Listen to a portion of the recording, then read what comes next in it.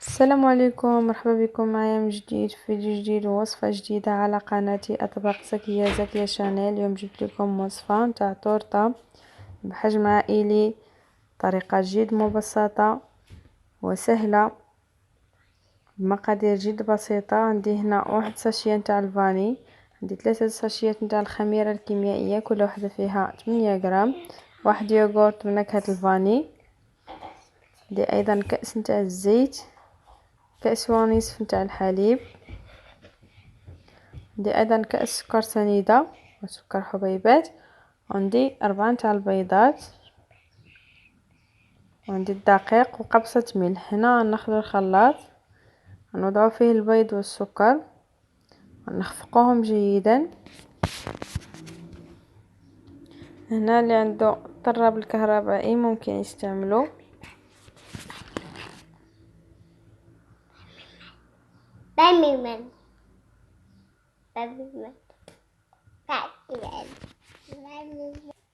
هنا بعد ما خفقت البيض والسكر جيدا نضيف باقي المقادير، غنضيف الحليب والزيت، غنضيف ايضا اليوغورت،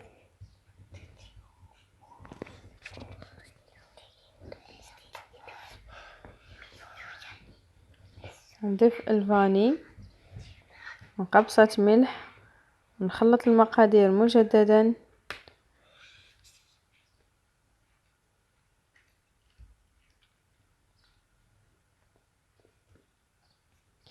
هنا بعد ما خلطت المقادير جيدا ناخذ اناء نفرغ فيه الخليط ونبدا نضيف الدقيق بالتدريج.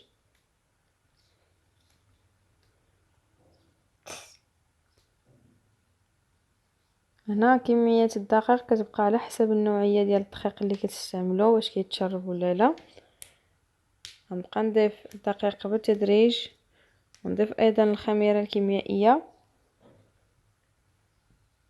بهذا الشكل. وانا كنخلط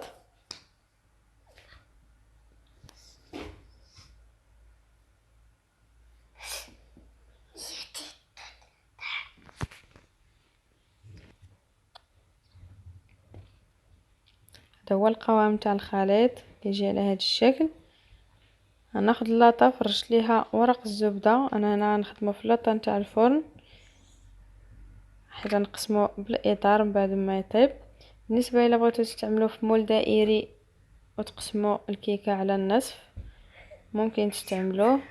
غنحاول نسرح العجين في اللاطه وندخلها للفرن اللي سخنته من قبل.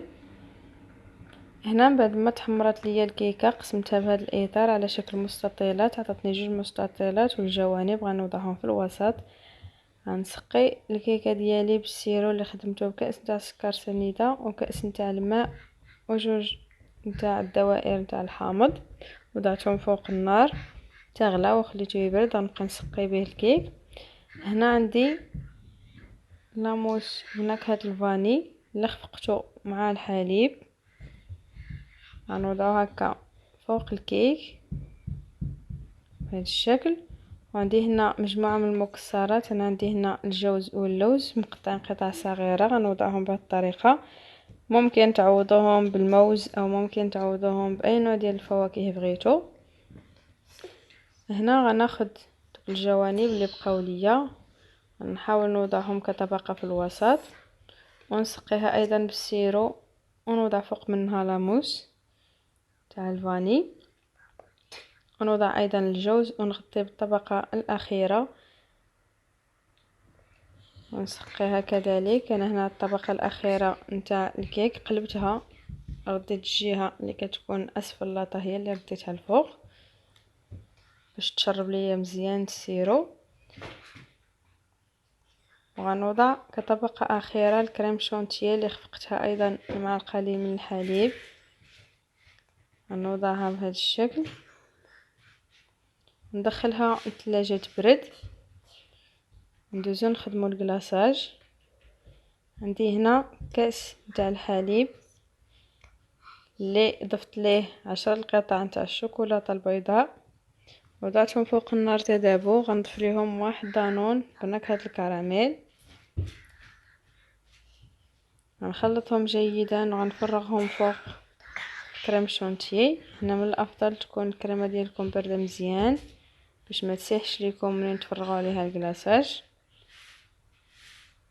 بهذا الشكل نحاولوا نسرحوه فوق الكيك